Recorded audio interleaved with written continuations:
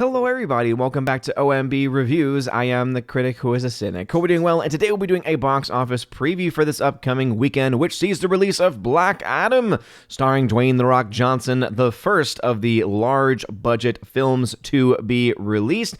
This is expected to, as they say, pump some money into the box office that has been sorely lacking over the last month plus. However, the movie is not really being projected domestically to do all that well, especially when you compare this to the opening weekend numbers for Shazam, the first film to come out, because Black Adam is within the Shazam universe. It is interesting nonetheless to see that The Rock doesn't seem to have a major presence, or at the very least a major impact on the domestic marketplace, because if that were the case, I think the number would be a much larger one as far as its projected box office opening domestically. But as I've been saying for a long time now, I think Black Adam is going to be a massive success in the international markets, as we've seen many of the Dwayne "The Rock" Johnson's films do incredibly well in the international marketplaces, and that's because I think of his presence not only internationally, but also of his ability to sell his product, especially to the international audience versus the domestic audience. So we'll talk about that. We'll also talk about some updates to films like Smile, Halloween Ends, and, of course, films like The Woman King and Amsterdam. Before going any further, though, please make sure you smash that like button, light that fire button if you're watching on Odyssey, and smash the rumble button if you're watching over there. And also make sure that you are subscribed to the channel with the bell notification, and that way you know every time a video or live stream goes live on the channel. So Black Adam is projected to make a whopping $63 million. Really not all that impressive when all is said and done. Typically, when you think about superhero movies, you think, oh, $100+ million opening weekend domestically. This one's only projected to make around $63 million. And when you compare this back to the first Shazam film, when you adjust for inflation, the first Shazam film domestically opened up to around $53 million. So the fact that this film is only making about $10 million more than what that film made several years ago, it does make you start to ask the question of, ooh, is Black Adam potentially in trouble? Now, if Black Adam was solely reliant upon the domestic audience and the domestic box office, I would say absolutely. But Black Adam is going to be an international property, and so because of that fact, I do not think that Warner Brothers actually has that much to worry about when it comes to this movie. The overall long-range projections on the film is that it's going to get to roughly $120 to $150 million domestically, but the big question is going to be that international number. And if this follows the trend of many other superhero films, but also of other films that I know River's so excited when talking about Dwayne "The Rock" Johnson. She's a very big fan, has been a big fan since he was in the old school WWF.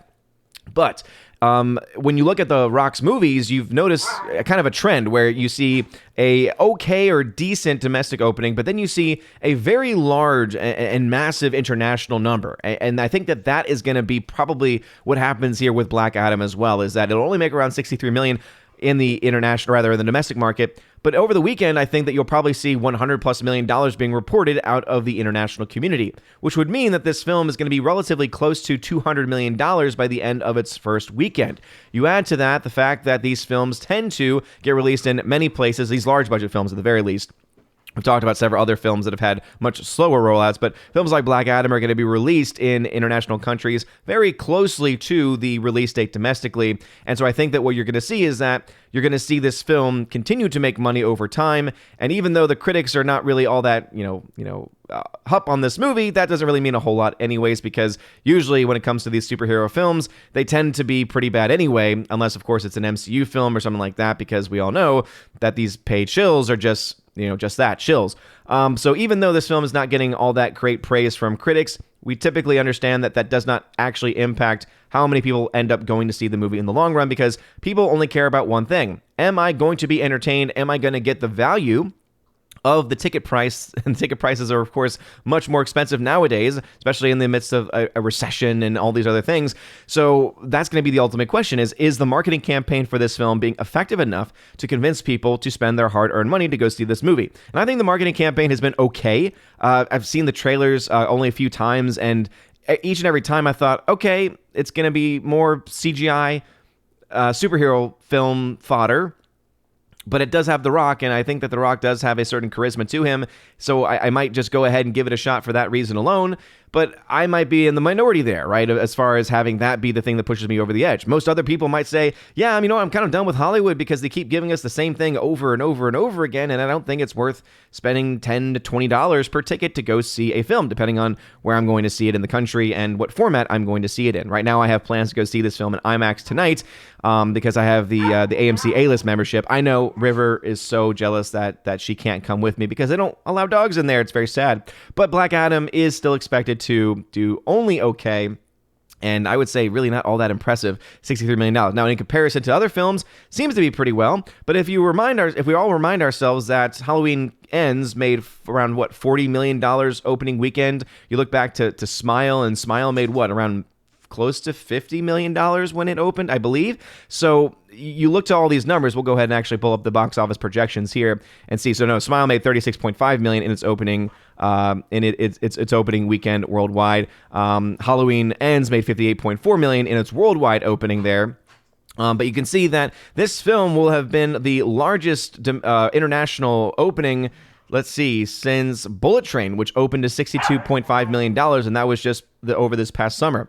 But when you compare that to other films like the $302 million that was received from Thor: Love and Thunder, and again, that was the international, that was the worldwide numbers, and so we might be able to see, again, something probably closer to, maybe max of Minions: Rise of Gru, maybe getting to $200+ million by the end of its opening weekend. However, I think that it getting even to that point is a bit of a stretch because both Thor: Love and Thunder and Minions were able to get much more of the domestic audience to actually show up for it opening weekend, whereas internationally, I actually think Black Adam has the potential to outdo, at the very least, the international totals for Thor: Love and Thunder.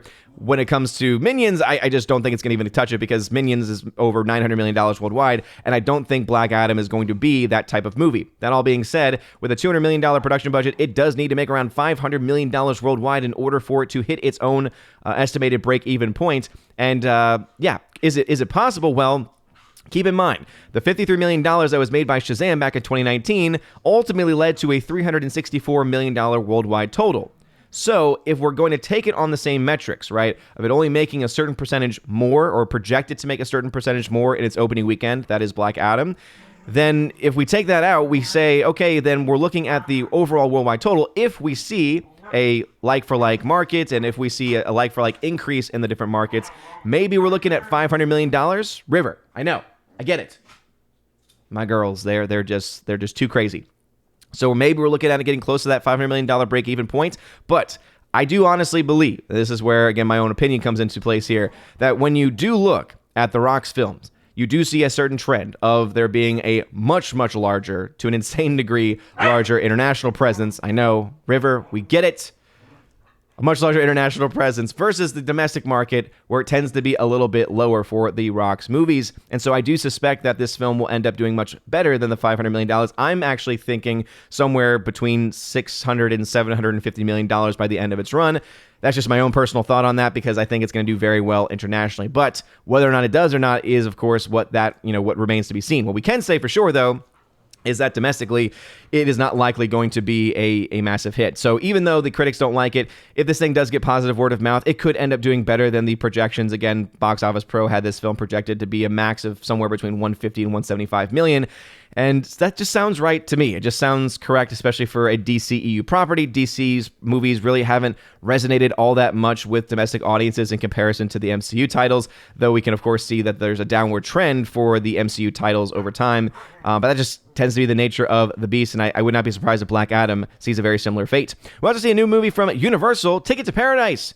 That's right. You haven't heard much about it because, there's not much really to talk about. I think George Clooney's in the movie, and George Clooney is in the film, and Erin Brockovich is in the movie. And I know I know that she has a name, but I just like calling her Erin Brockovich for the purposes of this video. Smile, though, is, I think, even more impressive. So other than those other films that are coming out, Smile, even after 3 or 4 weeks of release, is only projected to drop 18%, making another $10.3 million. This film, I think, is well on the way to crossing $100 million domestically. This film has been a massive success because of a very small budget, and hey, it shows you what happens when you have a very effective marketing campaign, and you tell a movie that actually ends up getting some decent word of mouth. Something that Hollywood, I think, could probably learn. And again, kudos to Paramount for creating yet another film this year that has actually made some pretty decent return on investment. Halloween Ends, on the other hand, is expected to drop a whopping 75%. Now, many are going to say, well, that's because they're saying, day-and-day release on Peacock. And I've already said that, hey, Halloween Ends already made its money back. It's already profitable at this point. That being said, the movie is not good. The movie is a massive problem, and I know there's still a massive debate over what's worse. Is it Halloween Kills or Halloween Ends? Personally, I think Halloween Kills is just a little bit, less in my opinion.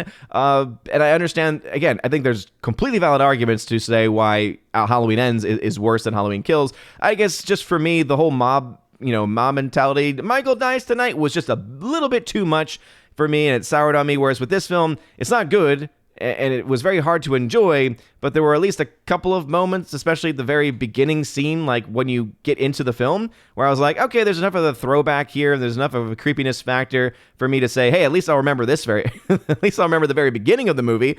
Can't say much about the rest of it, but anyway, the film is expected to have a massive, massive drop, but it doesn't really matter all that much for it because it's already made its money back. La La Crocodile continuing to have pretty strong holds from week to week. I don't know if it's going to be able to be enough to make up its, again, $50 million production budgets.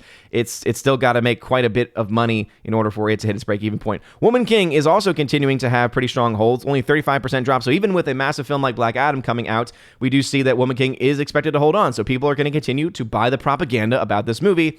And remember that this film is continuing to make money internationally as well, and so the chances of this film breaking even become more and more likely every week that passes. We'll see. I mean, last weekend it was able to cut off about another $10 million from what it needed to make back. We'll see if it does that again this weekend, and if it does, I think that's going to put it in a much better position to break even, where if it's a little bit less than that, we might start to see that law of diminishing returns kind of doom Woman King to be a financial failure. What we can say for sure is a financial failure is Amsterdam, which is expected to drop another 60%. This is now week 3, so it had a massive drop-off last weekend, expected to have another massive drop-off. It's already being dropped from a lot of theaters, if you can see from this projected theaters, but it's only made $14.1 million, or it will have made $14.1 million by the end of this weekend, and this is a film that cost around $80 million to make.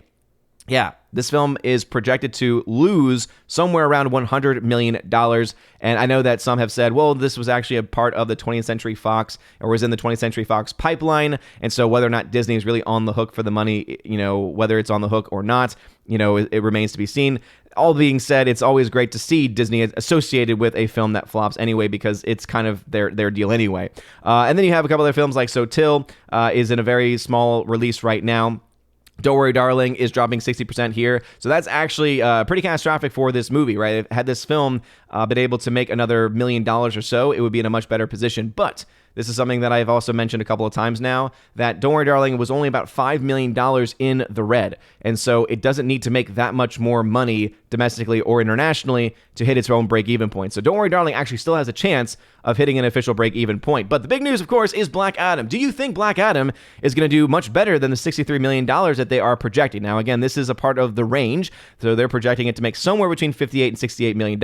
Remember that they also had a range for Halloween Ends, and it ended up coming in underneath the projection. Now, Halloween Ends also had some pretty bad word of mouth, and a lot of people saying, oh, because of that word of mouth, I'm going to watch this on Peacock rather than going out to see this in movies. Do you think that Black Adam is going to see something similar or not? Again, I haven't really heard a whole lot of actual audience reaction to this, because the critics really can't be trusted one way or the other. So it sounds like Black Adam is going to be at the very least an entertaining film for most people. But yeah, do you care enough to go see Black Adam? And are you planning to see it tonight, opening night? Let me know in the comment section down below. I'm going to try and go see it myself. We'll see how things go. If I'm not feeling really up to it, I probably won't go, because I'm not really all that invested in this specific property. But in general, when it comes to films featuring Dwayne "The Rock" Johnson, they're usually generic enough for me to enjoy. But again, I don't even like saying that, because I would rather spend my money on something that I actually enjoy or could potentially enjoy. Films like Top Gun Maverick and films like Bullet Train. But it is what it is. But what are your thoughts? Let me know in the comment section down below. If you like this video, smash that like button, lap that fire button, and smash the rumble button. You're all amazing and beautiful people. Hope you all have a wonderful rest of your day. Huge shout out to Empress of the Universe and newest Chosen of Valhalla member, Tina B. And have a wonderful rest of your day, everybody. A blessed feast of St. John Cassius. And as always, God bless.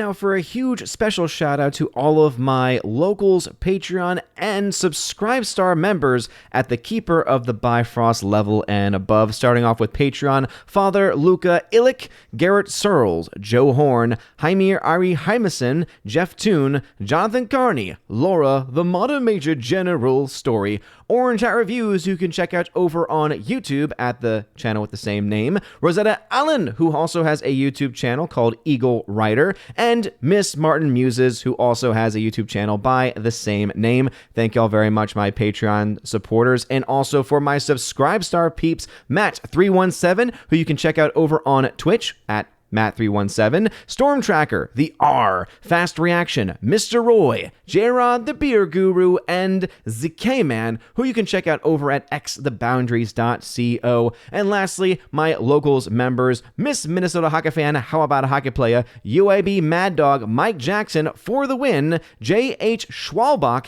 and the great lawyer Robert Barnes. Thank you all so very much for your support.